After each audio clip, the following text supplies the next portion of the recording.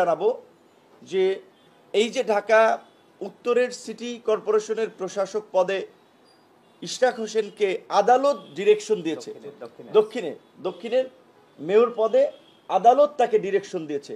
কিন্তু আপনারা লক্ষ্য করেছেন সেখানে এই এনসিপির উপদেষ্টা জনাব আসিফ মাহমুদ তিনি সেটার বিরুদ্ধে, তিনি তাকে বসতে দিতে চাচ্ছেন না বা শপথ পড়াতে চাচ্ছেন না।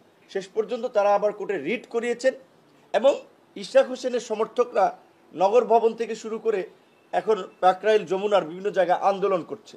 তো এই আন্দোলনের দিকে ঠেলে দিল কে? সরকার। কারণ উপদেষ্টা সে পিচ্ছি হোক আর বড় হোক, গ্রাজুয়েট হোক আর আন্ডার গ্রাজুয়েট হোক, সে তো উপদেষ্টা। নাবালক হোক আর সাবালক হোক, সে তো উপদেষ্টা। এখন সেই তো এই ক্রাইসিসটা তৈরি করলো। এই যে আজকে এখন একটা দলকে জনগণের মাঝে দেখানো হচ্ছে যে তারা জনদুর্ভোগ তৈরি করে মেয়র পদে বসতে কর্মসূচি পালন করছে। কিন্তু এই পরিস্থিতিটা তো সরকার এবং এই উপদেষ্টা তৈরি করলো।